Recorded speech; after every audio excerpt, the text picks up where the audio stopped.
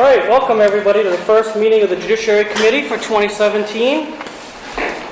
Starting off, I'm happy to report that love continues to spring eternal in the state of Rhode Island, and we have 11 solemnization of marriage bills. Vice Chair? Move. Oh, attendant, I'm sorry. Go ahead, Roberta. Chairman Keeble. Here.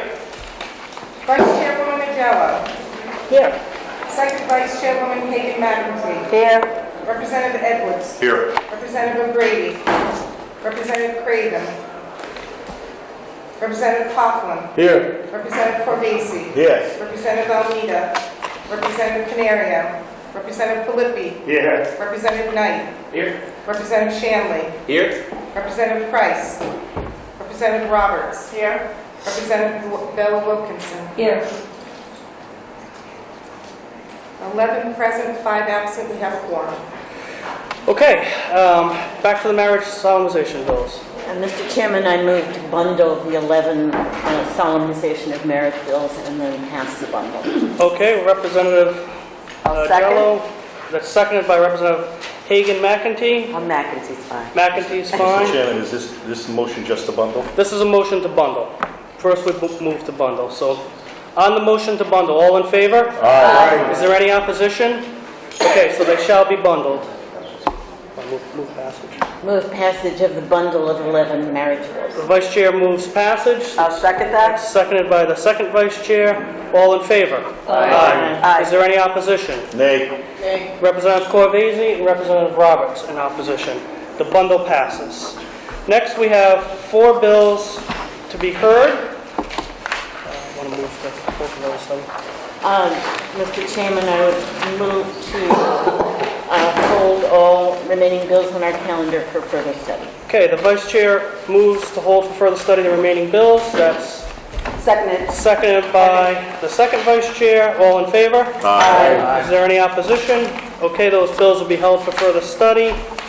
Let's begin with my bill, House Bill 5116. This is a bill that we passed last year in the House. It didn't make it all the way through the Senate. It would increase fines for knowing violations, destruction to land trust properties. Is Rupert Friday here? Rupert? Mr. Chairman, members of the committee, Rupert Friday, I'm the director for the Rhode Island Land Trust Council, which is the coalition of land trusts in the state. And I'd like to thank the chairman for sponsoring this legislation for us again this year.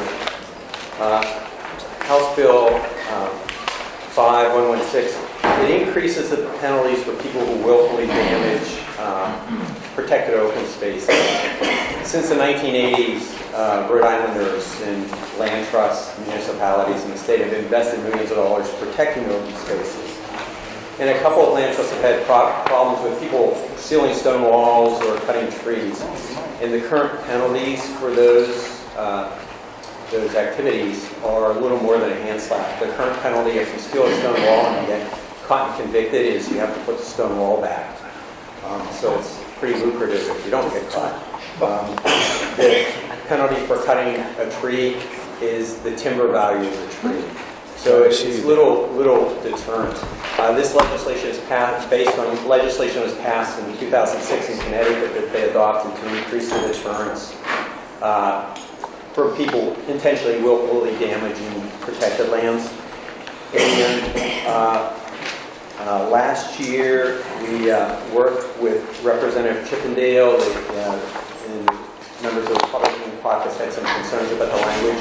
When we addressed their concerns with the amendments, this reflects those concerns, which was, as the chairman passed last year in the House. And I look forward to your favorable report.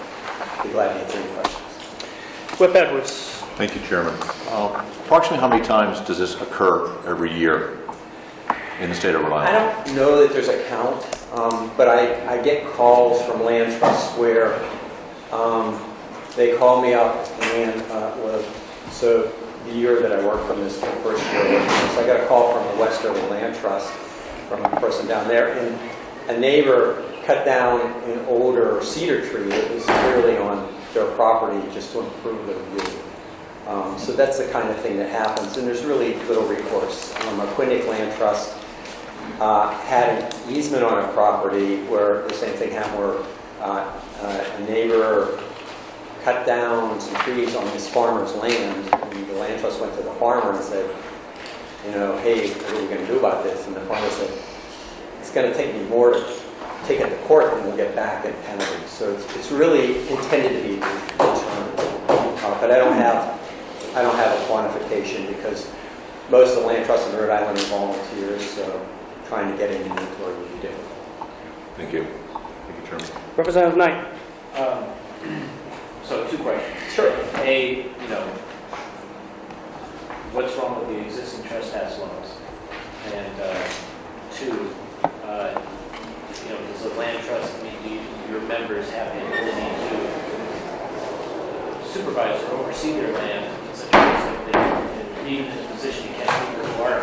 Well, that's the way the law is written. You have to catch them and convince them. It's a civil, the law is written as a civil code. And I understand that this law contains a trespass provision, which is criminal, which seems like it would apply in this case.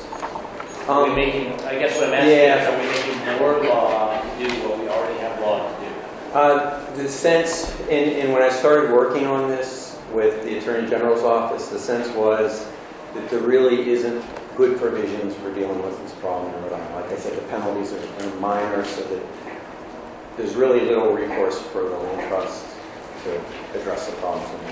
Let me hop in there, Rupert. Representative Knight, part of the problem is you can have someone who holds a conservation easement.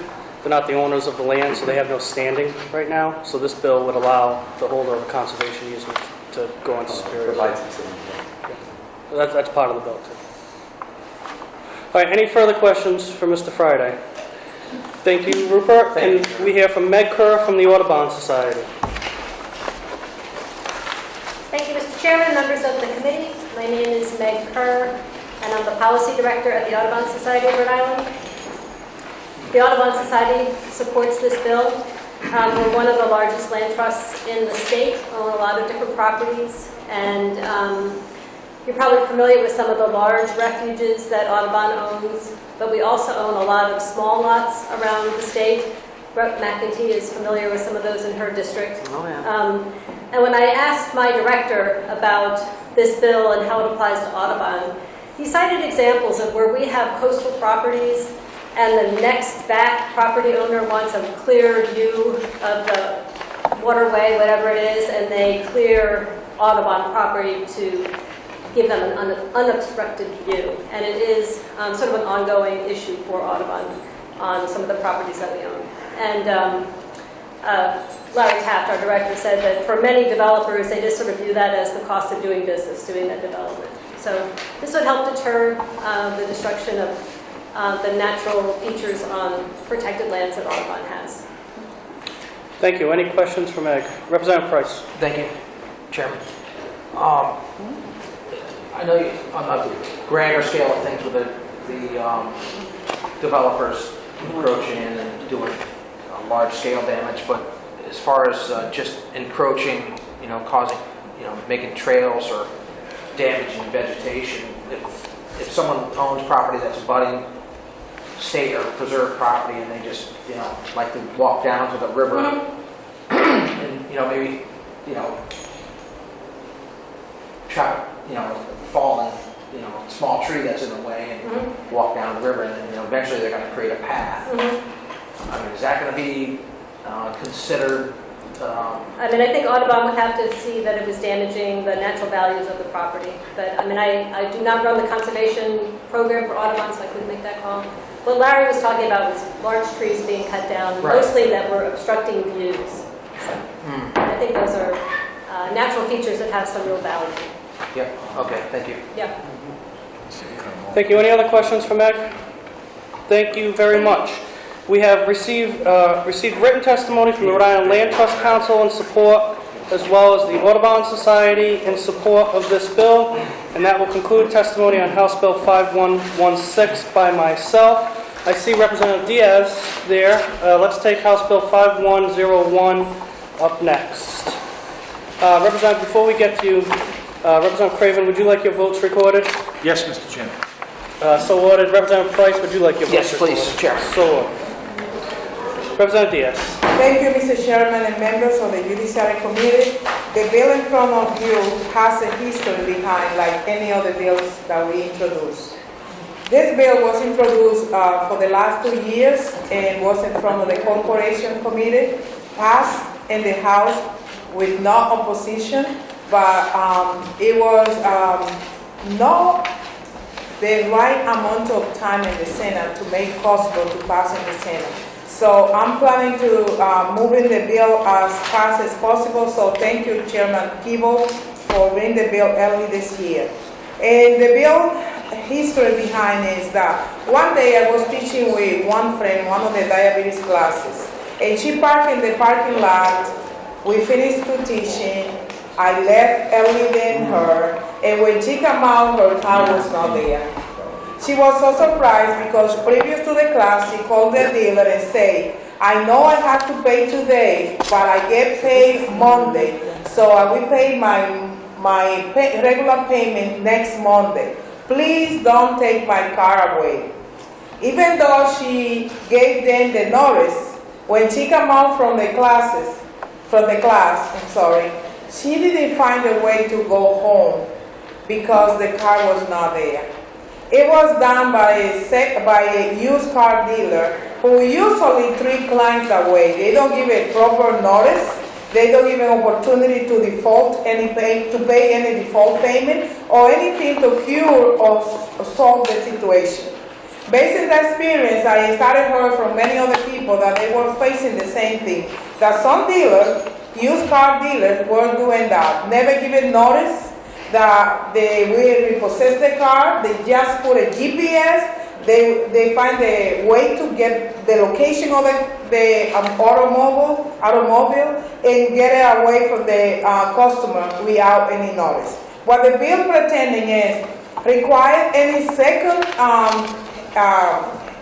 any used car dealer to follow the law by giving 10 days to the consumer to default any amount that they have behind.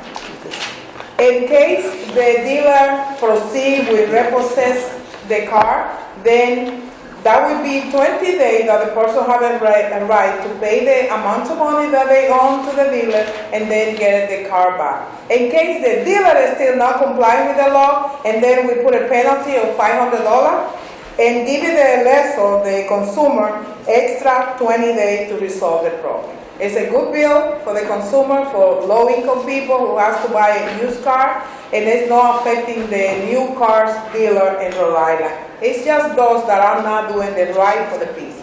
Thank you, Mr. Chairman. Thank you, Representative Diaz. Are there any questions? Thank you very much. There are no witnesses. Chairman, I represent the credit unions, as you know. I assume that the auto finance people would be here. I'm sorry, Mr. Brett, you're not signed up on this. Okay. Thank you. That will conclude testimony on House Bill 5101. Let's next take up House Bill 5062 by Representative Regenberg. This would extend the House resolution creating a special legislative commission to study and assess the use of solitary confinement in the Rhode Island ACI from January 27th, 2017, which is only in a couple weeks, to April 13th, 2017, so that commission can have somewhat time to do its work. We have Mike DeLauro here signed up to testify. Mike? Good afternoon, Mr. Chairman and members of the committee. Great to see you all again. I know everybody in the committee. For those who don't know me, my name is Mike DeLauro. I've been a public defender since March 2nd, 1981. And for the last 15 years or so, I've been privileged to do policy advocacy for this committee and other committees here at the General Assembly, of course, regarding criminal justice issues. So I'm also honored to be the public defender's designee for this task force. And I'm here to report to you that the task force is proceeding in a very deliberate, collaborative, and productive way to address what is really a very difficult and multifaceted issue. The way in which we use discipline like solitary confinement at the ACI. Over the years, the public defender has been a big believer in study groups and task forces such as this that gather stakeholders to around the table and task them with addressing what are difficult issues such as this. The task force is very ably run, very ably assisted by your alleged counsel, Mr. O'Brien, and we're in favor of you extending the life of the task force so we can continue our work. Okay, any questions for Mr. DeLauro? For those of you new to the committee, we'll be seeing a lot of Mike this year. He's a great asset to the committee, so feel free to seek him out on the floor. Representative Corvez. Mr. Chairman, I saw a lot of Mike at PC when we graduated together. Well, that will certainly bring a different perspective Yes, to the it will. committee. Don't All have right. much recollection of that. Thank you. He is a criminal defense attorney after all. So with that, we will conclude testimony on House Bill 5062 and take up our final bill of the evening, House Bill 5098 by Second Vice Chair McIntyre. Thank you, Mr. Chairman. Thanks. This bill, I put this bill in last year, and it is an exception to the open access to public records law. And it specifically pertains to university professors and researchers at the state institutions of higher education. The way I became involved in this is I was involved with Professor Aaron Lay last year in a climate change forum. And one of the issues that came up were that the professors at the university who were doing certain research on climate change were finding that they were getting burdensome requests for open records, and they were mainly from climate change deniers. So we came up with this reading and this wording. We also worked with the ACLU and Common Cause, and I think everybody was on board last year. And I'm hoping that this passes. It did pass the House. It did not get through on the Senate side. It's a good bill. It allows URI professors and Rhode Island College professors and CCRI to do their research without interruption. Many of these requests for records were time-consuming and burdensome, and they would have to stop all research and go back and figure out what they have to send out for a request, and it was a real interruption. I mean, we're not looking to, whatever the final product is, it's open for the public, and anyone can see it, but Aaron here knows a lot more about this than I do, so I'd like to turn it over to him and let him tell you why it's so necessary. Okay, Aaron, I'm sorry. Go ahead. Thank you, Mr. Chairman. Thank you, Representative McEntee, for submitting this bill again. As Representative McEntee said, we did spend a little bit of time last year going back and forth on making sure that the language was right before we submitted a bill like this. But I want to tell you a little bit more about the background of this before we get started, and I have a condensed version of some of the comments that I made last year and a condensed version of what you already have handed out to you right there. So thank you for having me. This past year I've been soliciting information from scholars all over the country who have been asked to comply with public records requests. This is part of one of my research projects. Some of these requests have been highly controversial, including requests by climate denialist groups for emails related to climate research. I've learned through my own research and through my interviews with university employees that these information requests place unreasonable time burdens on the research process and take away time from teaching, research, and service. Worse, there exists a risk that confidential data is swept up in some of these requests. Finally, these tactics have been reported as having a chilling effect on speech by interfering with candid discussion among researchers, and the interpretation of research data, and the Union of Concerned Scientists has been very active in articulating how these chilling effects occur. And they occur when speakers are discouraged from exercising rights that they would normally be free to exercise except for some fear of legal sanction or embarrassment. In the university setting, these chilling effects can inhibit the free exchange of ideas, especially if ideas that appear outside of the mainstream. In an amicus brief in support of 2 University of Arizona professors against requests for emails by a climate denialist advocacy group, the National American Association of University Professors urged, quote, courts to consider the best interests of the state to maintain a free and vital university system, which depends on the protection of academic freedom to engage in the free and open scientific debate necessary to create high-quality academic research. Where the requests seek pre-publication communications and other unpublished academic research materials, compelled disclosure would have a severe chilling effect on intellectual debate among researchers and scientists. I'm going to give you a quick one example of how public records requests for pre-publication research correspondence has caused problems in other states. One group targeted 13 years of emails from University of Arizona professors Jonathan Overpeck and Malcolm Hughes. This request required them to produce or examine more than 100,000 pages of emails, 2,000 of which were delivered to one of the groups. Complying with these requests required one of the professors to spend 10 weeks sorting through emails. According to the AAUP, these emails mean that, quote, academic researchers and university administrators are compelled to spend hundreds of hours culling through records to identify items that are appropriate to produce as public records and those that may be withheld under state law. We argue that broad access to information must be balanced against the First Amendment rights of university professors to engage in the type of communication that is necessary for the robust and free exchange of ideas that make universities vibrant centers of intellectual activity. Moving forward, we should be cognizant of the extent to which our own state FOIA laws, or ABRA, protect university professors from email requests that may be used to serve the interests of those seeking to interfere with the conduct of academic research.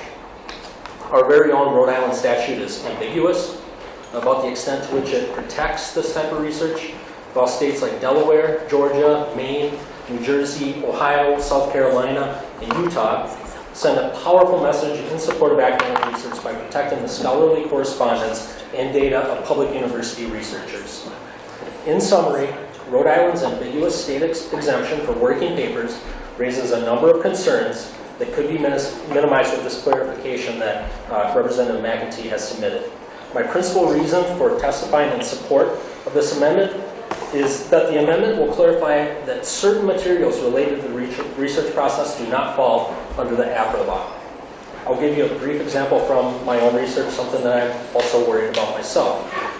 And my research requires correspondence with human subjects who are promised confidentiality to participate in personal recorded interviews. These are a lot of colleagues that I have at public universities who I promise confidentiality to. If broad access is given to my email correspondence with human subjects or to pre-publication audio files that's related to my research, my human subjects risk being revealed through these requests. Imagine how embarrassing it'll be to the university or the state of Rhode Island if we start exposing some of these people who have been promised confidentiality in the research process. My second concern involves the time burden of complying with public information requests. I think we already know that in other states it's been shown to take up a lot of time for researchers to comply with some of these requests that involve pre-publication results and things like that, stuff that will eventually become available after the peer review process has run its course. Relatedly, my third concern has to do with the expenditure of state resources on taxpayers, just like everybody else here. And if we're spending a lot of time complying with these requests, we're not doing the work of the public teaching research service. If requests and emails or scholarly correspondence has become a new political tactic, then how long will it be before our own professors become targets of these campaigns? Think about all of the climate research that we're conducting at the University of Rhode Island. We have marine affairs, we have everything that's going on over there. We've become a great center for doing things like climate research and doing work for the public. Researchers at private universities are freer to do this, and I think that puts us at a little bit of a disadvantage. And so I think we also have to keep that in mind as well. It's going to be also difficult if we want to work with private university researchers. they might be concerned about some of their emails or some of their wild ideas, right? Getting caught up in some of these public university email accounts or through public correspondence or anything like that. So I think we also have to keep in mind that we want to have a level playing field between among public and private universities. Finally, my last concern has to do with the chilling effects. And this has been, again, the Union of Concerned Scientists has been dealing with this a lot already, and state after states, courts have found that the First Amendment rights of university professors outweigh the right to access emails about scholarly communication and data. Why should we leave this question to the Rhode Island Judiciary when it can be solved here through the legislative process after having worked with other organizations who are concerned about this? But it must be fair. We have to keep in mind that we need to keep in mind that the right to access public information must be balanced against natural rights like free speech and things like that, and that we should perhaps fall on the side of speech. Okay, that's all I have for you today. Again, I've submitted all of my correspondence here or my testimony here, and if you have any questions, I'd be happy to answer them. Thank you. Any questions for Aaron? Representative Corvese. A couple of questions. Yes, sir. This is the first time I've heard the bill.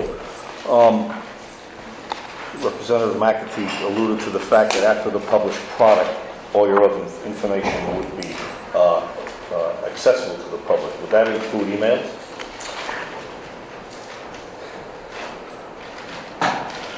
Well, I just want to read the act here real quick. This act would provide preliminary drafts, notes, impressions, memoranda, working papers, and work products, including those involving research at state institutions of higher education, on commercial, scientific, artistic, technical, or scholarly issues. No, I read it. I'm just curious. Again, after the published product, would the emails be public? I don't think all of them will be made public because Who would decide that? I believe that there's a public records custodian at the University of Rhode Island who must exercise discretion in making some of these decisions. So some of the emails would be public afterwards. It depends. It depends on, I guess, the nature of the request. Because that's still if that point is ambiguous, it's still going to push it into the judicial realm. Yeah, I guess it might. So this basically protects you during your research phase. It'll protect us during our research phase, and conceivably it should protect us also. Let's say that, again, like I'm doing confidential interviews with some of my interview subjects. These are people that I've emailed to say, hey, I would like to set up an interview with you, a confidential interview with you, and to understand a little bit more about your experience dealing with requests like this and that kind of thing. I would expect that under this law, certain correspondence like that would not be available to the public. I just want to say, Doc, maybe I misspoke, but the final product is what would be made, the final outcome of the research, the publication, that's all public. Right. I don't think the emails and all of that, unless they're included in the report, would be accessible at that time.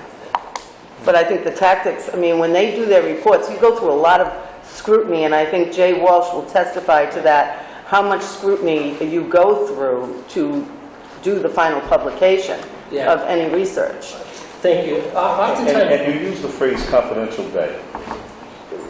Can you give me an example without breaking any confidentiality? Yeah, so oftentimes, like I said, I'll email human subjects and I'll say, I want to have a confidential interview with you where I'm not going to use your name or anything like that. Regarding Their experience with complying with public information requests or anything like that. And conceivably, anybody at the university could be emailing people about conducting personal interviews and things like that in advance of their research, confidential personal interviews. Sometimes police officers are asked to do confidential personal interviews. Sometimes anybody for that matter, whoever is a human subject, might be asked to do a confidential interview. And Representative McAtee is right about that. A lot of this information is already made public. So let's say that a group is requesting data, okay? usually data, a lot of times, before it's published or anything like that, in some peer review outlets, they require that data to be submitted with the paper to be made publicly available already. So there's a huge push already to make a lot of this stuff available already in the public domain. I think I understand the genesis and the direction of this type of legislation. I also realize that especially, lately, okay, people have a tremendous distrust of anything that's here. So I think we have to be very aware of that. Okay, any other questions for Aaron? Representative Price. I'm just looking at, it says it includes those involving research at state institutions. That's public finance, state institutions. Yep. Public money. Higher education, and commercial scientific, because you're doing scientific research, so you're doing scientific research, it's being paid for by taxpayers' dollars, and all the research that you're doing, and would that research be public, accessible to the public, rather than just your personal, not personal, but your human interaction with people maybe talking about experiences with FOIA laws? I mean, because you guys are doing scientific research, so I think that anything that's scientifically researched by taxpayer dollars, would that be accessible? Thank you for the question. That information, that science, is going to be available to the public through the public domain, through researchable databases and things like that. What wouldn't fall under this would be perhaps administrators. Okay, administrators are doing the work of the public, right? They're doing work that might not relate to research or technical issues or anything like that. Their type of correspondence, reading this, I don't think that would fall under this exemption right there. So that type of important information when they're making those types of decisions, those would still be made available, I believe, under this law. How would you define working papers or impressions? I mean, is that like research papers, like you're researching, why X goes to Y or whatever, and whatever's the process and results and everything? Sure. Oftentimes, some of the things that we do is, prior to publishing, we'll go to conferences and things like that, and other people comment on some of our research. Those usually constitute things like working papers, or papers that we might give to a colleague to have them read over and kind of give us a little bit of feedback on what they think about our research, or perhaps even research that we submit to people at other universities. I might email a colleague over at a private university and ask them, hey, I want to get a little bit of an opinion on what you feel about my research, the interpretation of some of of my results right here. And what this would do is it would allow that correspondence to occur more freely. It would protect people. It wouldn't stop people from, it would give reassurance that people would be able to have these types of conversations without these conversations becoming a matter of public record. Aaron, is it fair to say that a lot of research is done among multiple professors at different universities, some public, some private? Yes. If we didn't have this exception, could public university professors be at a disadvantage in being able to be involved in this research if they couldn't collaborate with their peers at private institutions? I think so. I think it's conceivable that something like that could happen. Any other questions for Aaron? Okay, we also have Jay Walsh signed up to testify. Also from the American Association of University Professors at URI. How are you, Jay? Thank you very much, Mr. Chair. I'm doing great, thank you. I represent the URI chapter of the American Association of University Professors, and I'm here to speak in favor of House 5098. And I want to thank Representative McEntee for introducing this bill again this year, as well as Representative Craven, and Representative Ruggiero, and Representative O'Brien, and Representative McKiernan.